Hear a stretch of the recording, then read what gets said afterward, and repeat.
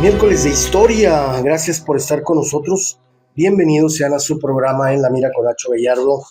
En este día, en este miércoles de historia, en donde estaremos platicando acerca de los monumentos de Ciudad Juárez.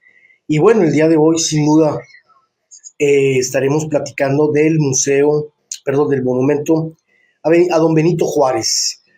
Un lugar muy emblemático, un lugar muy conocido y que es un referente de esta gran ciudad, el monumento a Benito Juárez, y luego los fines de semana que se hace ahí el bazar del monumento también ya es una tradición, y a mí me gusta mucho ir al bazar. Le mando saludos a Paloma Villaseñor. Y bueno, de eso estaremos platicando en este miércoles de historia con don José Luis Hernández Caudillo, no sin antes decirle que bueno, pues estaremos dándole seguimiento a lo que está pasando en temas controversiales, como es lo que está sucediendo en nuestro país con esta fase que está haciendo de registros el partido Morena. Y bueno, vamos a ver también las reacciones de los demás partidos. Por otro lado, también se acerca la etapa crucial del Tratado de Libre Comercio, el inicio, y muchos piensan que también es un ultimátum para los temas de política coyuntural que estamos viviendo en nuestro país. Es decir, se dice que pudiera ser esta la fecha clave para entregar o no parte de esa lista de extraditables que el gobierno norteamericano ha estado solicitando se ejecute con muy pocas, resultados. Bueno, sí hay uno, el general Mérida, pero él se fue a entregar solito, ¿verdad? Entonces, los Estados Unidos quieren más, quieren carnita, como dicen. Y bueno, también le quiero comentar que sigue la temperatura muy alta. Le pido por favor que cuide usted a los niños, a los bebés, a las personas de la tercera edad, a los jóvenes. El golpe de calor ahorita está terrible, terrible el golpe de calor. Y pues mascotas, no hay que dejarlas en las azoteas, en las terrazas, porque de verdad está muy fuerte. Así que ya lo saben, sus plantitas, todo eso, porque el calor está sumamente fuerte. Don José Luis, buenas tardes. La semana pasada hablamos de albercas. ¿Cómo se antoja un chapuzón ahorita, don José Luis? Sí, hasta nos refrescamos un poco Así ahí en es. la fiesta porque hace mucho calor y pues al hablar de albercas pues nos refrescamos. Le mandé una foto o dos del monumento cuando estaba completamente arbolado. En las azoteas, en las terrazas. Cuando era una arboleda, sí, eso. Estaba completamente lleno de árboles y la gente iba y se refrescaba, se sentaba en las bancas y había mucha sombrita. Lo que pasa es que en el 68 el presidente municipal, Bernardo Nozagaray, decide talar los árboles. Ok. Y los dejó completamente talados y ya la gente no tenía a dónde irse a refrescar, a sentarse en una banca y sombrearse. Por ahí platican que el presidente municipal decidió talar los árboles porque en una ocasión creo que fueron él y la señora y por ahí se sentaron y ya ve cómo había pajaritos. Uh-huh. Y pues ahí les cayó suciedad y se enojó y por eso mandó talar los árboles. Ya estoy subiendo, don José Luis, ya estoy etiquetándolo a don José Luis Hernández Caudillo, unas imágenes que me mandó impresionantes, ahorita las voy a compartir con ustedes. Esa arboleda, ¿a esa se refiere? Y a la otra. O a esta. A esa. A esa, ¿verdad? Sí, son unas imágenes preciosas que don José Luis está compartiendo conmigo. Ahorita nomás así se las muestro así, pero ahorita puede usted subirse a José Ignacio Gallardo y ahí podemos ver las imágenes, dos en blanco y negro, muy bonitas. En una se ve como un kiosco, sí, ¿verdad? En esta se ve el kiosco. Es el kiosco que está en la Chaveña. ¿Antes estaba acá? Ahí está en el monumento. Ah, esa no me la sabía. Del monumento lo pasaron a la Chaveña. A la Chaveña. Ok. Y luego está otra. ¿Cómo las tomarían estas fotos aéreas? Pues yo creo que con ¿Un globo? ¿Un globo aerostático? No. Probablemente haya sido con un globo o en una avioneta. En una avioneta. Más bien le voy a la avioneta. Uh-huh. Sí, mira, otras aéreas. Son fabulosas estas fotos por el nivel de inclinación. Quiere decir que estaban muy altos para poder tomar este ángulo. Parecen claramente cómo había árboles en el Sí, momento. ya las voy a subir para que nos siga diciendo. Entonces, antes del monumento, ¿qué era ahí, don José Luis? Una arboleda. Bueno, ya la arboleda ya estaba cuando el monumento, es que el monumento se puso la primera piedra en octubre de 1909, cuando la visita del presidente Porfirio Díaz a la entrevista de Astad. Llega él, se estaciona el tren aquí en la ferrocarril entre 16 y Vicente Guerrero, y a las 5:30 de la tarde va y coloca la primera piedra. Ok. Muy poca gente sabe que ahí en ese monumento hay una cápsula del tiempo. Ahí está enterrada. Abajo en la base del monumento. ¿En qué fecha fue esta cápsula? Cuando se inició la construcción. 1909. Ok. Y entonces la gente que vive aquí en la ciudad fue y aventó revistas, periódicos, relojes, anillos, cadenas, bueno, muchas cosas aventaron ahí y ahí permanecen todavía. Ahí está todavía. Sí, es una cápsula del tiempo, pues, muy espontánea de la gente que vive aquí, y ahí se quedaron. Ok. Un lugar que los masones visitan cada 21 de marzo, ¿verdad? Sí, es un lugar muy emblemático para los masones, cada 21 de marzo, cuando el inicio de primavera. Ok. Y anteriormente, bueno, ahí en esos terrenos fue donde se recibió a don Benito Juárez cuando se visita a la ciudad, a Paso del Norte. Ese lugar tiene mucha historia, mucha historia. Sí. Ha sido concentración de campañas presidenciales. Ahí me tocó ver a Claudia Sheinbaum, ahí me ha tocado ver a los gobernadores, ahí me ha tocado, todo el mundo se reúne ahí. ¿No? Ahí fue la campaña aquella que hicieron don Luis H. Álvarez. Es cierto, ahí estuvieron. Ahí estuvieron primero en la Plaza de Armas y luego se trasladaron al monumento. Bueno, anteriormente ahí eran unos sembradíos de chinos. Ok. Precisamente la otra vez estamos comentando que la sequía de la Loca y la que sale de la... Así se llama. ¿Sí, no? Es la actual calle Bartolomé de las Casas. Ya. La salida de la sequía madre a la sequía de la Loca está ahí en la 16, a un lado de la Constitución, y es la trayectoria de la calle Bartolomé de las Casas. Ok. Más hacia el sur está un como callejoncito que se llama Jesús Urbeta. Ya. Ahí era una derivación de la sequía de la Loca, y era el agua que llegaba ahí a los sembradíos del monumento. Le daba... Oiga, la escuela se llama Jesús Urueta, ¿verdad? Jesús Urbeta, sí, y por eso se llama también la calle Jesús Urbeta. Ahí está ya la publicación para la gente que esté interesada en hacerle alguna pregunta a don José Luis. Métase a mi perfil, José Ignacio Gallardo, y ahí estamos hablando de la historia del monumento a don Benito Juárez, el miércoles de historia de don José Luis Hernández Caudillo. Estamos en La Mira por Alternativa FM y pues le damos las gracias también a nuestros amigos de Alternativa. Ya estamos en esa transmisión agradeciéndole todo su apoyo. Adelante, don José Luis. Sí, entonces ayer eran sembradíos de los chinos y llevan su mercancía muy temprano en la madrugada al mercado Cuauhtémoc. Ahí fue donde recibieron a don Benito Juárez cuando llegó de su peregrinar, y ahí es donde le ofrecen creo que era la esposa de don Rafael Velarde, le ofrece un ramo de rosas. Oh.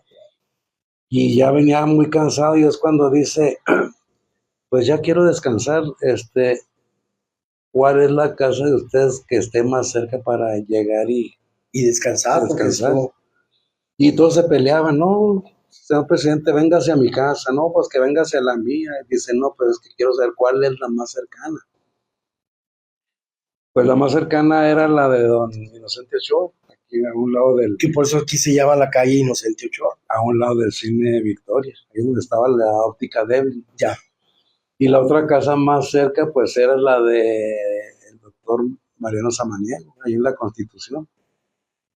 Dijo, no, la más cerca, y se quedó ahí en la casa de don Inocente Ochoa, que ahí fue donde aquel incidente con la sirvienta que le dijo que de preparar agua para lavarse la cara, que le dijo, yo pelado, caliéntela usted. No sabía quién era. Y dijo, tienes razón, dijo, soy un indio. Entonces agarra ahí una bandeja y pone a calentar agua y se da una lavada de cara. En la noche iban a tener una recepción porque venía el general del Fort Bliss y las autoridades representativas aquí de Paso del Norte. Y hubo un gran alboroto porque pues anunciaron que la presentación del señor presidente de la República. Y entonces la sirvienta va y se asoma por una cortina. Dice, pues a ver cuál es el presidente. Y lo que lo ve cuando lo presentan, dice, aquí está con ustedes el señor licenciado Benito Juárez. Se cae para atrás la sirvienta. Va y dice, señor presidente, disculpe, yo no sabía que usted era el presidente. Dice, así tratas a toda la gente, que diga. Y ahí fue esa anécdota en la casa de don Inocente Ochoa. Y Oiga, me imagino que ha de haber recibido una infinidad de humillaciones por su aspecto, por muchas cosas, ¿no, don Benito Juárez? Aunque muchas veces pues trataba de crecerse al castigo, ¿no? Pues fíjese, hay una anécdota donde los alumnos en la universidad le quieren jugar una broma. Le dicen, oye, vamos a presentar una obra de teatro y necesitamos una persona que tenga un papel, pero tiene que hablar en latín. Oh, Y él, sabían muy que bien él latín. hablaba muy bien el latín. Dice, ¿quieres? Sí, ¿cómo no? Dice, nada más que el papel de este personaje es un personaje blanco. Pues eres moreno. Que la canción. Pero mira, ¿cómo la ves si te ponemos harina? Sí, dijeron, sí, Ay, dijo ahorita, sí, está bien, pónganme harina. Ya cuando la obra se va a presentar y que le dicen, ahora sí es tu turno, en un perfecto latín que dejó a todo el mundo asombrado. Ah, cara, aquella risa de burla se tornó en una admiración. Risa de admiración y aplauso. Oye, qué bien hablaste el latín, ¿no? Pues que estuve en el colegio, en el seminario y ahí lo aprendí. Wow. Y esa broma se la jugaron ahí en la escuela. No cayó. No.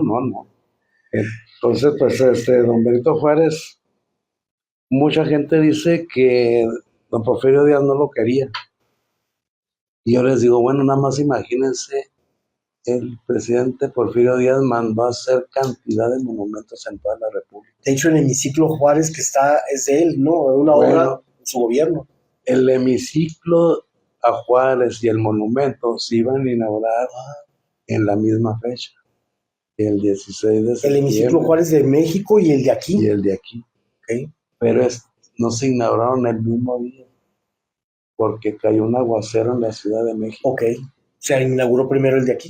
Se inauguró primero el de aquí. Allá cayó un aguacero.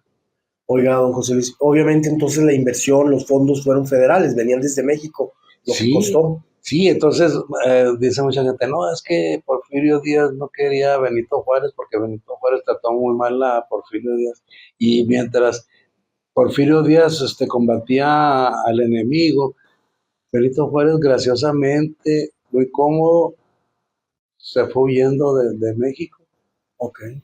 Dicen que un peregrinar por muchas ciudades del norte y pues allá dejó a Porfirio Díaz solo, que se batiera con el enemigo.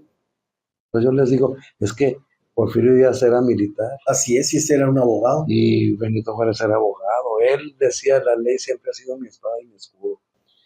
Y él hablaba siempre con la ley en la mano. Eso fue lo que sucedió cuando mandó fusilar a Maximiliano, a Miramontes Mejía. Por esos argumentos. Es que Víctor Hugo le mandó una carta pidiendo por la vida de Maximiliano. Sí. Y la princesa de Salzama que fue y se le hincó. Y muchos masones, porque Maximiliano también lo era. Sí, entonces la princesa Salzama se desnuda y le dice, haga de mí lo que quiera. Hágale. Le dijo, no, levántese por favor. Dijo, mire, es que no soy yo el que lo está condenando a fusilamiento. Son las leyes. Son las leyes. Él cometió una falta y son las leyes las que lo están obligando a fusilar. Entonces él siempre fue muy respetuoso de y realmente aquí, pues dos de las cosas que hizo Porfirio Díaz por Juárez fue el decreto que usted nos ha hablado, ¿no? Que se llame Villa Paso del Norte, Ciudad Sí, Juárez. se cambia en el 88.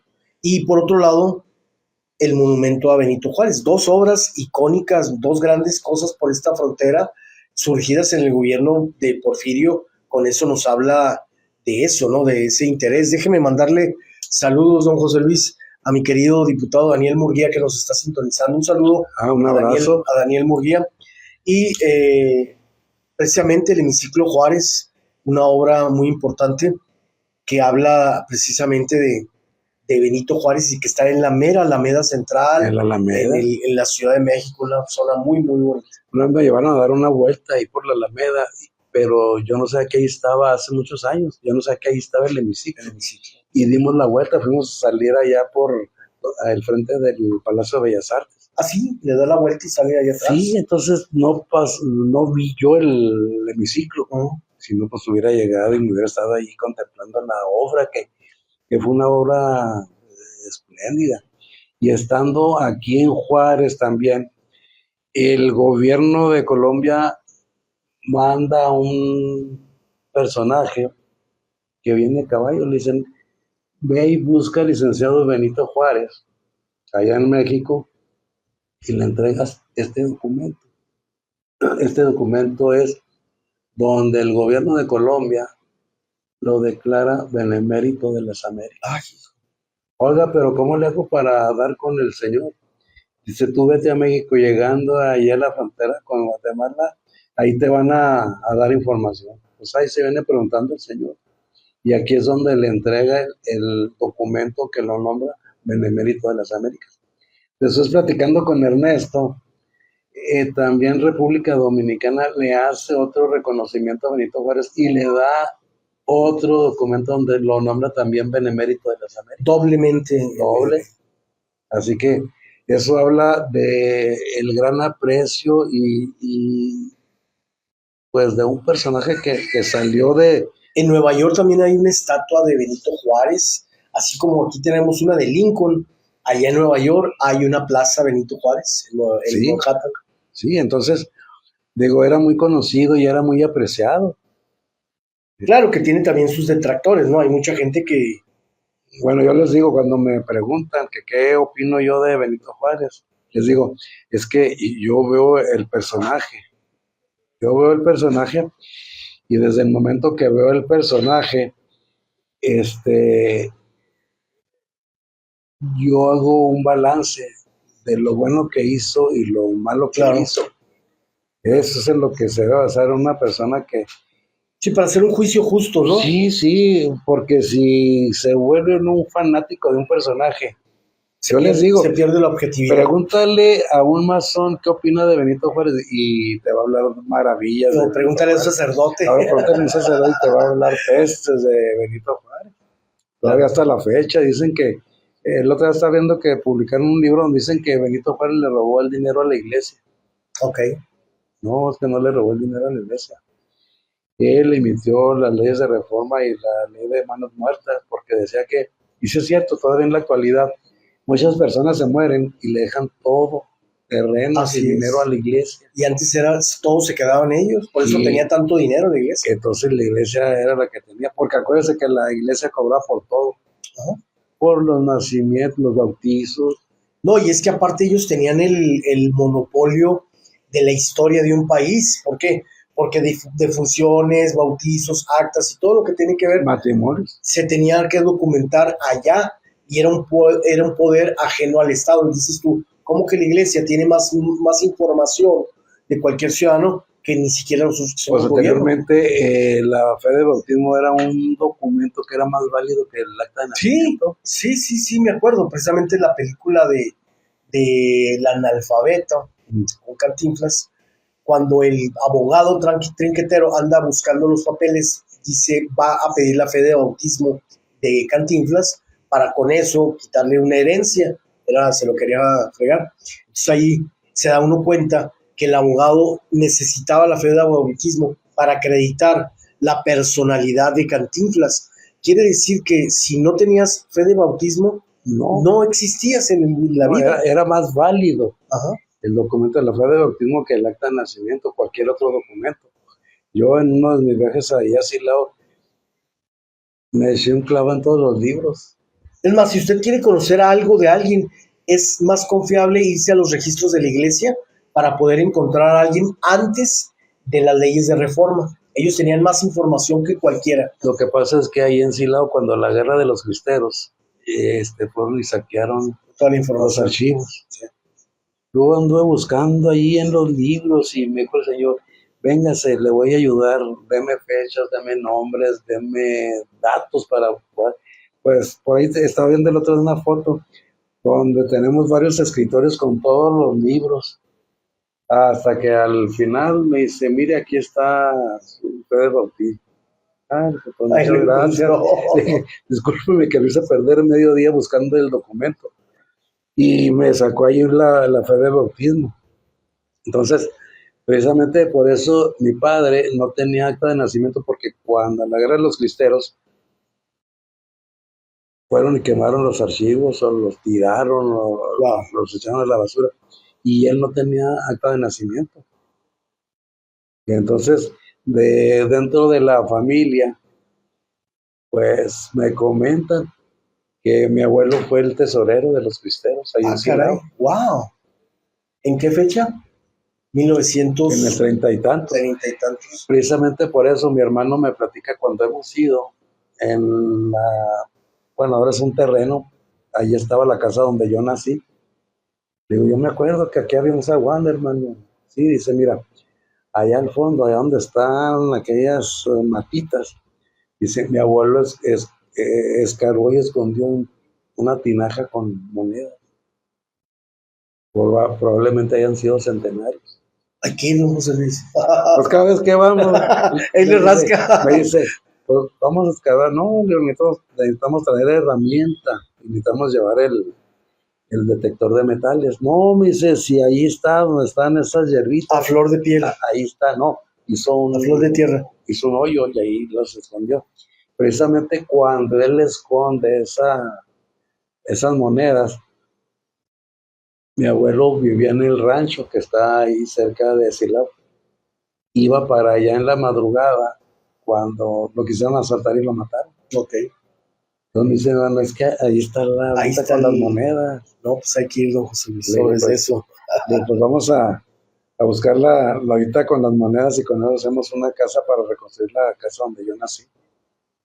Don José Luis, nos preguntan entonces, desde 1910 se inaugura, en el 10 se inaugura el... En 1910... con el centenario de... No. Nomás se inaugura antes de la Revolución Mexicana, obviamente, ¿verdad? Antes del inicio de la Revolución Mexicana. Sí, en 1910. La inauguración es en septiembre y la revolución empieza en noviembre. ¿Quién lo inaugura? ¿Don Porfirio vino a inaugurarlo? No, él inaugura allá. El de allá. Y sí puso la primera piedra. Él sí puso la primera. Un año antes, ¿no? Un año antes. En 1909. Precisamente ahí en el grupo también tenemos la palita, una cuchara de esas de albañil con la que puso el cemento para poner la primera piedra. Ok, wow. Sí, ahí la tenemos en el grupo, la cuchara. Esa es una reliquia. Don José Luis, invítenos al Juárez de ayer hablando de... Sí, pues la gente que se interesa en conocer la historia, pues los invito a que entren al grupo, hagan una pequeña solicitud y ahí les damos la autorización para que entren. Entrando, ya puedan disfrutar de toda la historia de Juárez, porque allí está en fotografías. Ahí está, tenemos la foto del monumento cuando está en construcción. Están los andamios y todo eso. Las transformaciones que ha tenido el monumento cuando las banquitas eran de madera, ahí alrededor. Cuando a mí me encanta mucho acordarme de cuando había 4 fuentes ahí en el monumento. ¿En el monumento había 4 fuentes? Una en cada esquina. Ah, qué bonito se debe haber visto eso. Y en la noche ponían unos reflectores, como aquellos reflectores que ponían para los arbolitos de Navidad. ¿Se acuerdan? Que daban vuelta y cambiaban de color. Así se veía en la noche. Yo cuando venía me gustaba irme del lado derecho porque alcanzaba a ver las 4 fuentes. 4 colores muy bonitos: rojo, Amarillo, verde y azul. Verde y azul. Y entonces el monumento ha tenido varias transformaciones. ¿Se acuerdas el camellón? Bueno, y luego también tiene una simbología muy interesante. Ojalá ahí en otra ocasión pudiéramos hablar de la simbología. Sí se acuerda que había un camellón acá por la calle Constitución, donde se ponía uno de tránsito a vender la sí. Bueno, Sí. era un camellón que estaba desde la Vicente Guerrero hasta la 20 de noviembre. Y luego había otro camellón de la Constitución hasta donde estaba la estación de ferrocarril del Noroeste. Bueno, esos 2 camellones significaban la escuadra de los masones. Ok. Sí, entonces la orientación de las 4 estatuas que estaban tenía que ver con la masonería. Y mucha gente, pues ya ve cómo es la gente aquí de Juárez, que se convierten en leyendas urbanas, que toda la gente dice, es que don Benito Juárez está señalando la estación del ferrocarril y dice, si no te gusta Juárez, ahí está la estación. Pero no es cierto. Lo que pasa es que don Benito Juárez tiene en una mano una bandera mexicana enrollada. Ok. Y con la otra es un saludo masón. Muchos elementos de la masonería, ¿verdad? Sí. Bueno, don Porfirio era masón también, ¿verdad? Por eso. Y yo en una ocasión llevé un grupito de personas, y así me gusta trabajar con 5 personas, y les expliqué de los escalones que hay del lado norte. Son 3 escalones y luego las iniciales que tienen. Son puras iniciales pues del rito masón. Y, ¿el escocés? Bueno, don Benito Juárez era del liberal. Ok. Por ahí leí en un documento que cuando está aquí don Benito Juárez, él inicia aquí, ahí por la calle Madero, una logia, ¿no? El rito liberal mexicano. Una logia, sí. ¿Sabe dónde? En la casa de los más postres. En la esquina. No sé si está en ese, no, creo que está a mitad de la cuadra, ahí donde rentaban para fiestas. Sí. Sí, creo cierto. Que ahí fundó la primera logia del rito liberal mexicano, porque las únicas logias que había era la de York y la escocesa. Sí, la yorquina y la yorquina y la escocesa. Entonces, él aquí funda. Y pues la historia de Benito Juárez a mí me interesa mucho porque la gente que no la conoce, cuando empieza a ver la historia, dice, caray, ¿cómo puede ser posible? Desde la huida de cuando lo encierra Ignacio Comonfort allá en Palacio Nacional, cuando él se escapa y se viene huyendo, que sale de México y se va a Colman, lo viene rodeando para llegar a Guanajuato. Cuando llega a Guanajuato, lo reciben, le dicen, bienvenido a la ciudad de Guanajuato, señor presidente. No, dice, es que yo no soy el presidente, yo soy el presidente de la Suprema Corte de Justicia. No, pero es que acaba de renunciar como fue. Así que ya llegó presidente. Estando allí en Guanajuato, lo llevan a un museo y la persona que está cuidando el museo lo presentan, le dice, mire, señor presidente, este señor anduvo en la lucha de la independencia. ¿Cómo? Sí. Entonces el señor se quiere inclinar para hacer una reverencia. Dice, no. Dice, no. Permítame. Levántese, el que se tiene que inclinar ante usted soy yo, porque estoy ante un personaje que anduvo en la lucha armada contra la independencia y ahorita está aquí en este lugar. Digo, permítame hacerle una reverencia. Don José Luis, nos vamos el Juárez de ayer. Yo le agradezco mucho que nos acompañe y gracias a Alternativa FM y sobre todo gracias a nuestros amigos del Juárez de ayer, que como siempre don José Luis nos da mucha información. Entonces ya saben, el Juárez de ayer, y nos debe don José Luis varios programas para seguir hablando de Benito Juárez, porque vaya que fue un personaje muy reconocido en otros lugares y sobre todo pues que dejó amplia huella onda, güey, aquí en esta frontera no por nada, pues Porfirio Díaz promovió que se le pusiera a esta Villa Paso del Norte Ciudad Juárez. Y me llama tanto la atención de la vida de Benito Juárez que ando investigando de dónde salió la cicatriz que tiene De en el aquí labio que tenía, ¿no? y el hundimiento en el pómulo. Ahí luego, en la siguiente nos la dice don José Luis. Oiga, díganles que estudien, que lean, para que cuando crezcan los niños no anden diciendo que con 600 españoles se hizo la conquista, don José Luis. Que No, eran 550. 550 caballos, caballos. Cortés venía acompañado de 550 soldados, unos caballos. Y cuando ven a los caballos se asustan porque aquí no los conocían. Y con eso conquistaron, ¿qué? 7 millones de indígenas. Sí, pues, pero no fue nada más Cortés, fueron todos los pueblos que estaban asentados a la orilla del lago de Texcoco, que estaban enojados con los aztecas porque los tenían subidos. Pero lo que se nos han hecho creer es algo diferente, don José. Sí, hay que mandarle toda la información a la presidenta. Bien, señores, gracias a nuestros amigos de gobierno municipal. Gracias, muchas gracias a nuestros amigos de Canaco. Los invitamos a la feria, es en los últimos días de la feria. En la Junta de Agua y Saneamiento sabemos que existe rezago, pero también sabemos que es momento de ponernos al día. Con nuestro programa especial de mantenimiento, atendemos fugas, limpiamos el drenaje y después reparamos baches, zanjas e incluso banquetas. Personal con maquinaria especializada trabaja 24/7, de día y de noche. Muy pronto estaremos en tu colonia, reconociendo problemas y trabajando en soluciones. La J más en tu colonia. Gobierno del Estado. Cuenta conmigo.